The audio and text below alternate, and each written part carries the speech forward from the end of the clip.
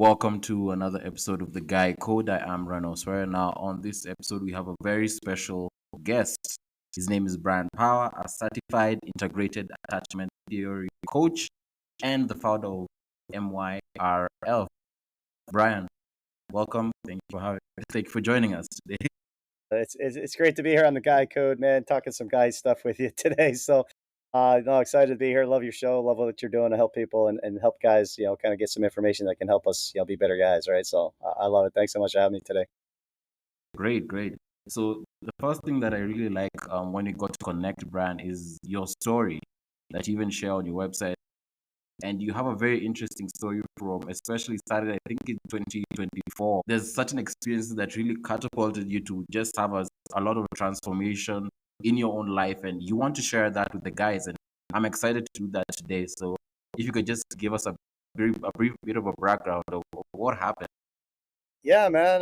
Yeah, 2024 was a crazy year. My wife and I had been together at that time almost 8 years, and I would have thought we had a pretty good relationship. We had some minor fights, like a lot of sometimes we do, right? We had some minor disagreements and stuff, but there was no major glaring issues, if you will. In my opinion, there was no infidelity. There wasn't, any financial issues or addictions and stuff like that. That nothing was out of control. It seemed that would cause us to have ultimately a breakup and lead us down this kind of crazy path. But early in 2024, I came home one night from work, and it was kind of late, and I was kind of feeling tired and had a little bit of a sore throat. But my wife had it with my son that day, and she just wanted to talk about some things. And at the time, I was like, "Hey, can we just put this on the shelf?" And she's like, "No, yeah, we need to talk about this now." And once she did that, I started to do what I always did before: is I started to listen to defend myself. Right, I was always listening to defend, not really listening to understand her. And yeah, that kind of led to more of a fight. And ultimately, she would, from that disagreement, we would ultimately challenge each other to see therapists. Right, she would challenge me and say, "Hey, you know what? I think you need to see a therapist," thinking that I had all the issues. And I said, "Okay, fine. I'm willing to learn, but I think you need to see a therapist," because in my mind, she had all the issues. And that's the first thing I learned is we always think that it's the other person that has all the issues, right? But anyway, we began this path of, trying to do some healing, trying to learn some things. And she started seeing a childhood trauma specialist, and that would really trigger some emotional stuff because we both went through some really difficult childhoods, if you will. That's what was really playing out in our lives. And ultimately, after about 4 months of kind of battling back and forth and struggling emotionally, this emotional roller coaster that we were on, which was just out of control in a strange way. It was really kind of wild. After 4 months of it, though, she would ultimately seek a restraining order against me for emotional safety. And once that restraining order came against me, I thought, man, this is it. The relationship's over. I can't do anything about this anymore. I just need to move on with my life. I was really planning on moving back to South Florida, which is kind of where I was from, and moving on. But I had a good friend of mine who I happened to jump on the phone with, and he said, "Man, you can't move back to Florida. What are you doing?" He says, you got your son there. He said, "My father abandoned me. Your father abandoned you. Look at all the problems we're having because of that." I said, "Man, you're right. I can't leave my son." So I knew I had to fight to stay here in Massachusetts, which is where I live now. And I just knew I had to fight to stay here. And once I made up my mind to do that, really a lot of good things began to happen and began to, fix things little at a time. But it was an incredible roller coaster ride, not one that I'd want anybody to go through, but one that certainly played out in a great way that ultimately proved to be a blessing. And that's what I want to share today is that, sometimes we go through these really hard struggles, we go through some issues, things that really can challenge us. But ultimately, if we do the right things, they're actually there to teach us and to bless our lives, not really to punish us. And that's something that I always felt in the past. I was being punished. I was being punished. Why is God punishing me? But Yeah. God wasn't. God wasn't punishing me. God was trying to refine me and teach me some things that actually could turn into a blessing if I was willing to humble myself and go with that, if you will. And I think what I like about you and what you're sharing and the summary of your story is that the accountability that you're just sharing right now. From the very beginning, you felt like nothing was wrong. You are okay. The marriage was fine up until that point that shook you. But your immediate response was being defensive. Okay, I'll get help if you get help. But in fact, you felt at the time she needed help more than you. And you needed that maybe shaking to get to this point of like, let me just take some accountability and we'll get to that. So through this process, how did you get to the integrated attachment theory? Was it your first approach that was introduced to you when you went through therapy, or how did that work? No, no. Actually, I was going through therapy, seeing my therapist, and that was going well. But I was actually starting to really trying to figure this out. And so I was jumping on YouTube and trying to look for answers. And I came across a woman named Thais Gibson, and she had a really great podcast on the Mel Robbins show where she talked, it was about an hour and a half long.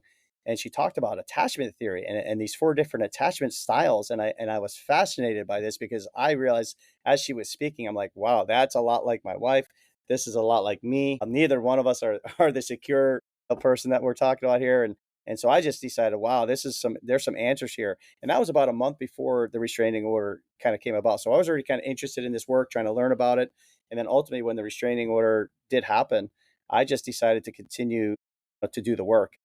I didn't care what happened. I just wanted to make sure that, I was learning and growing, and I knew that there were some answers there. So I was happy to just kind of continue to roll with that.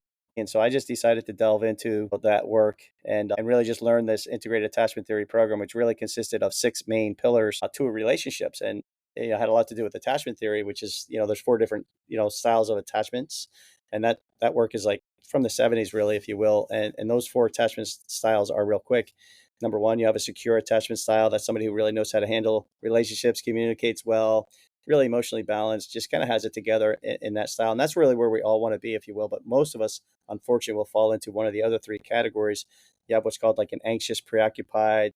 Connection is very important. A lot of fears around abandonment issues, being alone and stuff. So they really crave connection. They really put the relationship first and foremost. A lot of times over communicate. Sometimes they may want to communicate all day long to the point where it's just unhealthy, right?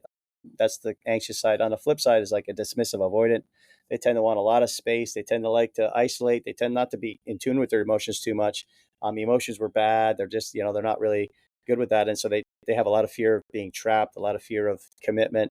They like, again, to isolate a lot of times, and that's problematic as well. You can see where the two, if they're together in a relationship, that could be really, really be a problem. In between those is what's called a fearful avoidant. Fearful avoidants tend to swing between anxious side and then sometimes the fearful, the dismissive sides. They tend to swing the pendulum, and that can be really chaotic and all over the place. One week they're kind and the relationship is important and things are good, but then sometimes their fears will come up, and the next week they're feeling they're afraid of being trapped, they're fear of making mistakes, fear of, all these other things come up, and now all of a sudden they're leaning this other way, and it just becomes a little bit chaotic. So all three of those patterns are just unhealthy, and those things are the ones that we need to work on to ultimately get to the secure state. And that's really, and it is possible to do that. And that's one of the things I learned is that, we're not born with those attachment styles. Those attachment styles are learned behaviors throughout our childhood and our lives that ultimately kind of lead us into these negative, ways of thinking subconsciously that are destroying our lives. But through the integrated attachment theory program that Thais Gibson created, she began to put a program together to heal those attachment styles and actually begin to move us towards the secure state. And the six core pillars of that program are: number one, fixing your core wounds, really healing those core wounds. Number two is our needs, learning more about what our true needs are, and then learning how to really fulfill our own needs, mostly on our own, not outsourcing the needs as much. Now, there are some needs that we need to outsource a little bit, but predominantly learning how to fulfill our own needs. Number three is our emotions, really gaining emotional control.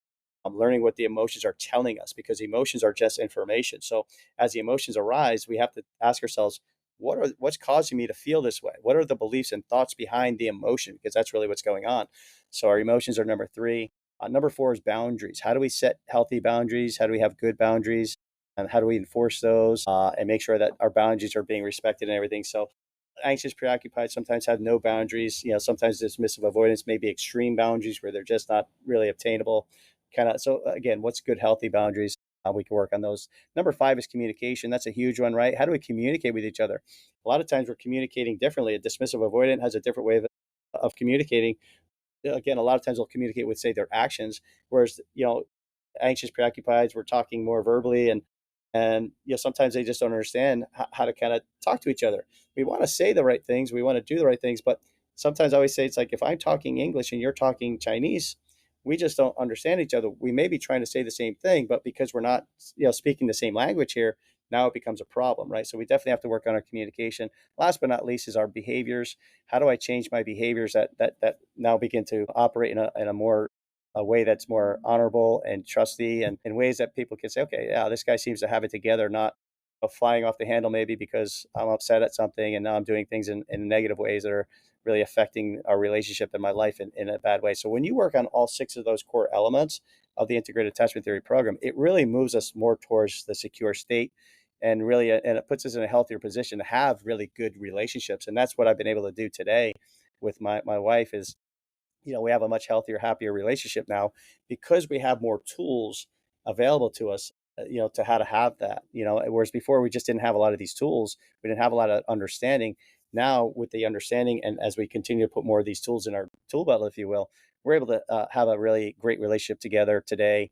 I'm not saying it's never having any issues, but when issues arise, we know how to work through those better. And it's really just been an amazing, experience, because what we're experiencing today is incredible.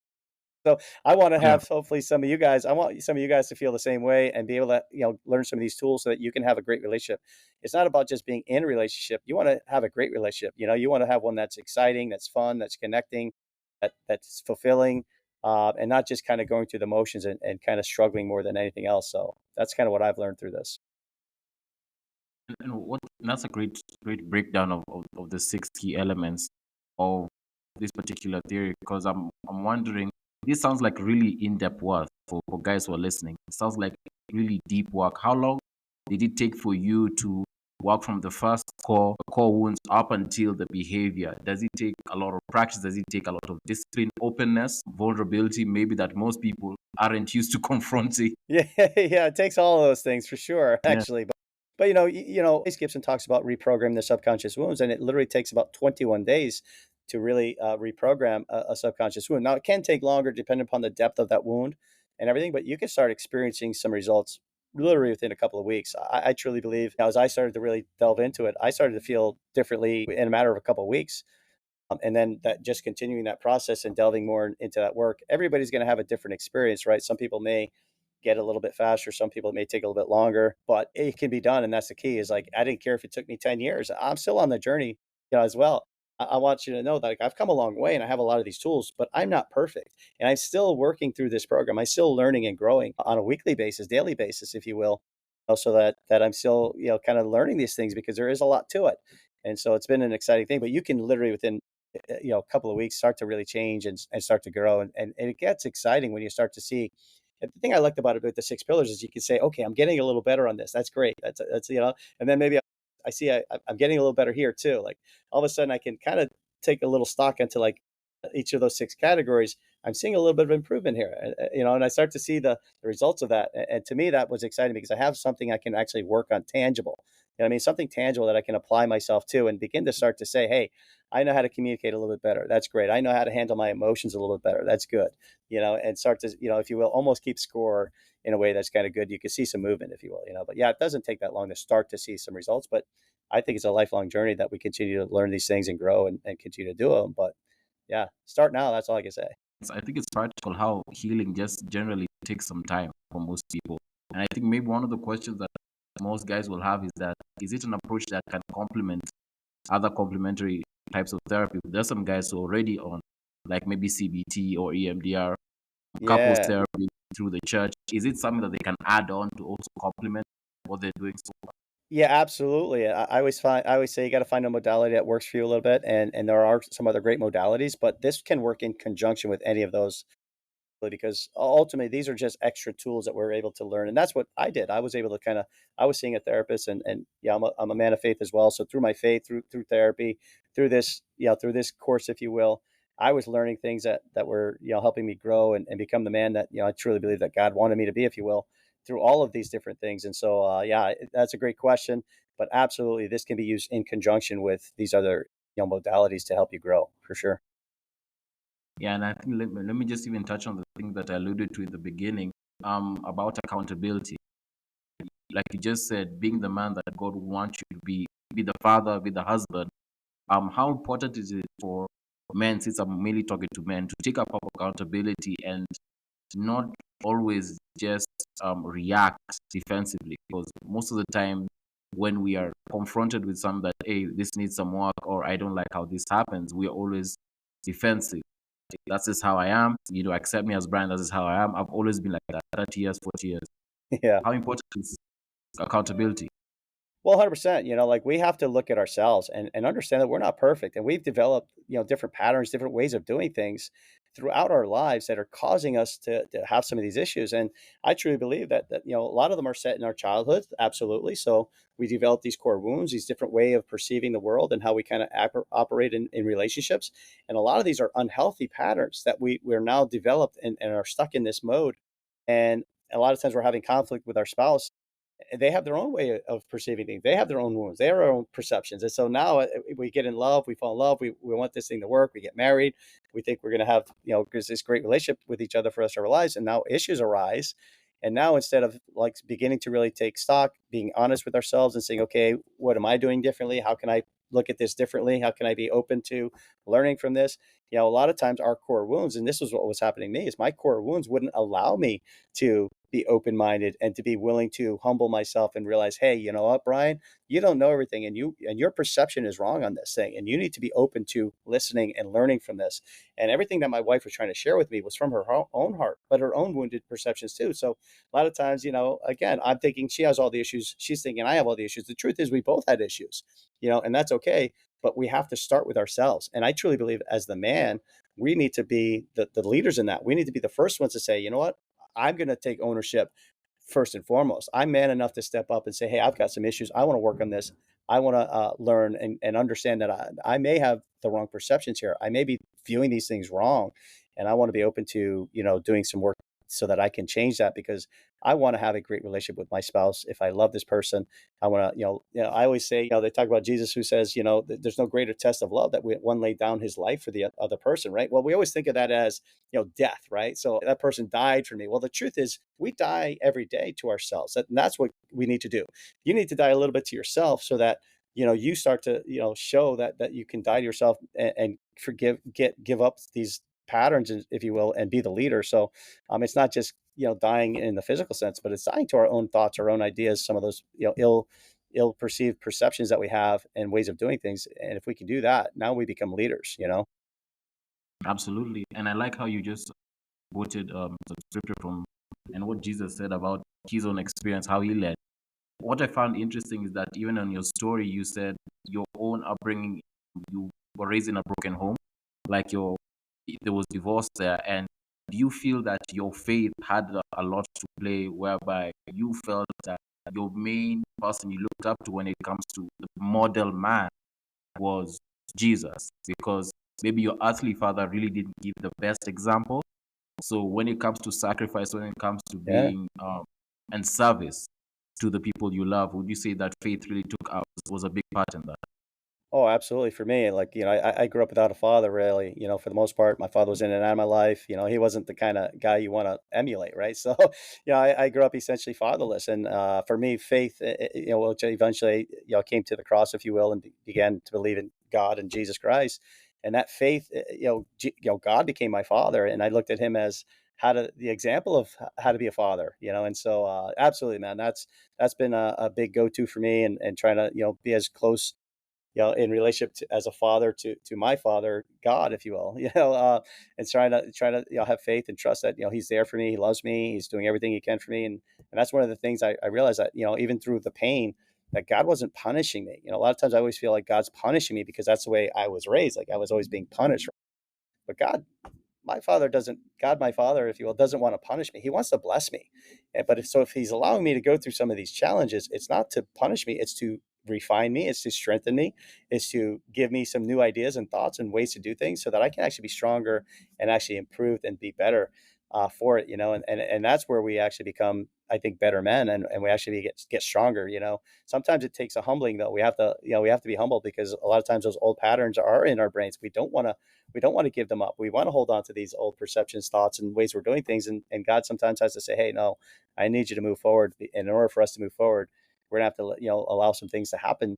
But I promise you, if you work through this and humble yourself, you're going to be blessed for it. And that's what's happened for me, is like on the flip side of that, because God wants us to have great things. God doesn't want to punish us. He wants us to be blessed. Right. So, Absolutely. And yeah. I also want my listeners to have great things. And I think that's why I put you on to just have this conversation. And even before we get to just share where they can get to reach you and get to receive these services, what is the message you would want to give for men who feel like they're going through a rough time in their relationship and they feel that they've tried everything? They feel like reached a dead end. In their marriage as a father, they feel like their identity is completely crushed. What message would you give them of hope that there is something that is for them, that they would really get the transformation they need, begin starting now, and the motivation to start now? Yeah, I mean, I truly believe if you really just humble yourself and you're willing to really get out there through prayer, God knows what we need, right? And so He's going to provide it as we need it and as we're willing to kind of accept it. But there are options out there. I think you just have to keep looking for them. You have to keep working at it and not give up. Giving up isn't going to benefit us, right? We have to keep thinking, hey, there is an answer. Keep prayer. Hey, God, maybe this isn't working. Please show me what's out there. Show me another opportunity. Show me what else is out there. The answers are out there. And that's the thing I always believe. There are answers out there. Sometimes we just don't align ourselves with it. We're not able to find it. That's the hunger and thirst for righteousness, right? How do we hunger and thirst for the answers? We have to sometimes we have to do that. We have to just be so damn hungry that we're willing to do anything we can to kind of find these things. And so keep staying hungry, and answers will come. I personally found this modality worked really great for me. So these were a lot of answers to my prayers, if you will, and God revealed Himself to me in this throughout this experience, so that He showed me how to have some tools that can be beneficial. And a lot of awarenesses came between my wife and I through the trauma, through this really difficult challenge where this was a broken situation, but ultimately God didn't want to punish us. He wanted to reveal things. He wanted to show us where we were struggling and where we were wounded. We had all these wounds that God was trying to say, hey, check it out, you've got some wounds. And we're like, we're not paying attention until the wound gets so bad. Now it's like, hey, now do you see what I've been trying to teach you? Oh, okay, I get it. Thank you for now revealing this to me. But sometimes it takes that really extreme measure, to get us to that point. And I always say, like, they call it a breakup, not a breakdown. So even if our relationship is broken up at this point, we're going to level up from this. God wants us to level up.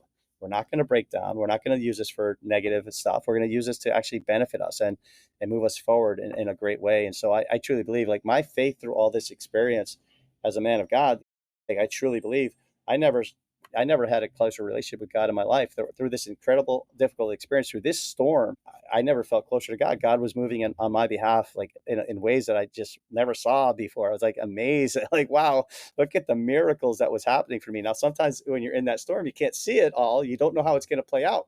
I didn't know how it was going to end. I just knew I was just going to figure it out, and somehow the storm would end at some point. And all of a sudden, I came to the other side of the lake. I'm like, oh wow, here's my wife again, and now we're in a better position, and things are great. But when sometimes you're going through the storm, we just can't see that. But you just have to keep going, keep working at it, because I promise you, as you do that, answers will come.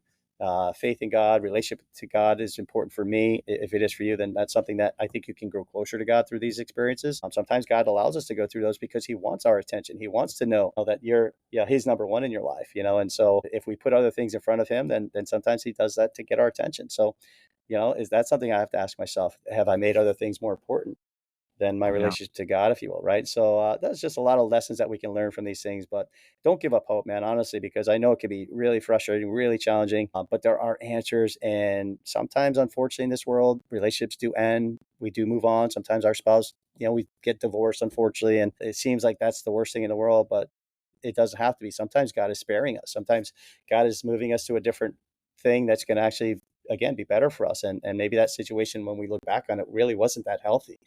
And so as we move forward, we look back and go, okay, maybe God knows better than what I did. But sometimes it takes a little bit of distance between that before we kind of wake up to realize, it's not easy to see all that when we're going through it. absolutely. And I think Yeah. most guys right now, from how you've shared so far, they might be thinking, like, I think Brian is the guy that I need to get connected to help me through this journey, and maybe just share how they can get to you, maybe your website. Yeah, no, absolutely. I mean, if there's anything I can do to help anybody, absolutely, I'd love to be assistance to anybody. If you want to reach me, you can go to my website, makeyourrelationshipfail.com or myrelationshipfail.com. And again, that's not that we're looking to make our relationships fail, but sometimes we have to accept that failure is part of the recipe sometimes. And so we play on that a little bit. But go to my website, myrelationshipfail.com or makeyourrelationshipfail.com. When you're there, you can take the attachment quiz. You're going to learn your attachment style. That's kind of a fun thing to do. It's free to do that. It takes you a couple minutes. I also challenge you to join the personal development school from my website. That is Thais Gibson School. There's a treasure trove of information, tons of booklets. We can work through workbooks and stuff that are going to help you learn this stuff and really begin to challenge you to change and grow and give you some answers that you've been looking for. If you want to work through that on your own pace, by all means, join through my website. I'll give you a free session. Number one, we can for us to talk. I want to hear your situation, see what we can do to point you in the right direction. Give you a little bit of a launch, if you will. If you decide you want to continue to work with me, I'm happy to do that. I'm happy to kind of be your coach. Maybe we can move that needle a little bit faster, if you want to work with me and kind of do that. But either way, I want you to get some answers, and I truly believe that the Integrated Attachment Theory program, these 6 core pillars of relationships, are really a great start for a lot of people, and it can really just provide some amazing tools that can change your way of having good relationships. But yeah, happy to work with you if I can help in any way, for sure. Great, great. I think, guys, from so far, I think we have a lot to process and discuss. And you have a lot of materials from his website. I really suggest you go and check it out. Keep in touch with him. As you've heard, he's a really easy guy to talk to, a lot to share, and has a lot of passion to share, and passion in transforming guys and transforming families. For the betterment of society. That's one thing that we really definitely connect. So thank you, Brian, for coming on. I hope all our listeners have something to think about. Definitely, with all those who like your last statement, for all those who feel that they have just reached their dead end, there's still some hope. And we're still here to help. So really, don't throw in the towel. Don't feel like you're a failure. Just go to makeyourrelationshipfail.com. It's That's right. Listen, if I can come back from what I came back through, right? If when I was facing this, man, it seemed hopeless. It seemed like there's no way that it was ever going Yeah, to work out like that. Like I just, but I accepted it. I let it go. I trusted God. I just kind of moved forward, put my best foot forward every day, and little by little, these things began to take shape and actually came back around to bless me. And I promise you, this is what I want to help you guys do is to learn how to get to this point so you can experience this amazing side of it. And it's all there. It's all there, my friends. Thank you so much for having me on the show today and allowing me the opportunity to share this message of hope. And hopefully we can help some lives and save some relationships out there. So thanks so much for having me on the show. yeah, sure thing, Brian. And for all the listeners, until next time, we shall talk soon. Bye.